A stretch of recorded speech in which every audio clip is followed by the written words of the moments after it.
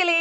நான் உங்க ரேவதி பேசுறேன். துப்பறியும் சாம்புவோட 2வது பாகமான முதல் செக் வருகிறது என்ற கதைய கேட்க போறோம். இந்த கதைய முதல்ல கேட்கிறீங்கன்னா, முதல் பாகத்த ஒரு சின்ன ரீகேப்பா சொல்லிர்றேன். சாம்புங்கிறவன் தன்னை சுத்தி நடக்கிற தவறுகள அதிர்ஷ்டத்த மட்டும் வச்சுக்கிட்டு கண்டுபிடிச்சிடறான். அந்த மாதிரி அவங்க பேங்கோட வண்டியும், லெட்ஜர்லயும் துள்ளுமுள்ளு நடக்குது. அத கண்டுபிடிக்கிறவன் நேரா போய் மேனேஜர்ட்ட சொல்றான். இதுல என்ன தப்புன்னு தானே கேட்கிறீங்க?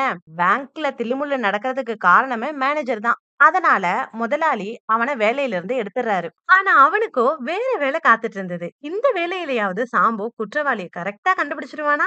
வாங்க கேட்கலாம். முதல் செக் வருகிறது.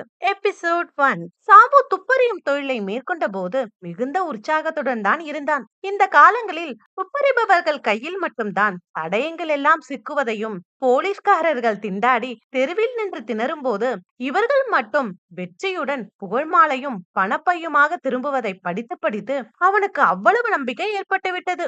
ஆனால் நாளாக அது குறைவாகிக் கொண்டே வரத் தொடங்கியது. ஏனெனில் அவன் எதிர்பார்த்தபடி ஊரில் கொள்ளைகளோ நடக்கவில்லை. பத்திரிகைகளை வாங்கி ஒரு வரி விடாமல் படித்து விட்டான்.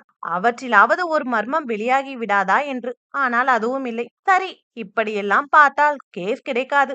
மாறுவேஷம் போட்டுக்கொண்டு பிறருக்கு தெரியாமல் கவனிக்க வேண்டும் என்று தீர்மானித்தான். ஆனால் இவன் மாறுவேஷம் போட்டுக்கொண்டவுடன் இவனை முன்பு கவனிக்காமல் இருந்தவர்கள் கூட கவனிக்க தொடங்கி விட்டார்கள். சாம்பு பின்தொடர தொடங்கிய பேர்வழிகளில் சிலர் பலமாய் ஆட்சேபிக்கவும் ஆரம்பித்தார்கள். அடிக்கம்புடன் சென்ற ஒரு ஆசாமி சாம்புவை கூப்பிட்டு, இனிமேல் நான் போகிற இடத்தில் எங்கேயாவது உன் மூஞ்சி தென்பட்டால் இந்த தடிக்கம்பு முறிச்சு போயிடும் என்று எச்சரிக்கை செய்யவே சாம்புவுக்கு திகில் ஏற்பட்டது. தடிக்கம்பு முறிவதற்குள்ளாக தன் மூஞ்சை காப்பாத்திக் கொள்ள வேண்டும் என்று தீர்மானித்தான். பின்தொடர்வதை நிறுத்தினான். உற்சாகம் செத்து போய் சாம்பு ஒரு நாள் சாயங்காலம் ஒரு பார்க் பெஞ்சில் கண்ணை மூடிக்கொண்டு சாய்ந்து கிடந்தான். இன்னும் சற்று நேரம் அதே நிலையில் இருந்தானால் அவன் தூங்கியே போய்விடுவான். தனக்கு பின்புறம் இருவர் பேசும் குரல் கேட்டது. திடுக்கிட்டு விழித்தான். ஆனால் மறு நிமிஷம் திரும்பவும் கண்ணை மூடிக்கொண்டான். கண் விழித்த சாம்பு திடீர்னு ஏன் கண்ணை மூடிட்டான்? அங்க பின்னாடி அப்படி என்னதான் நடக்குது?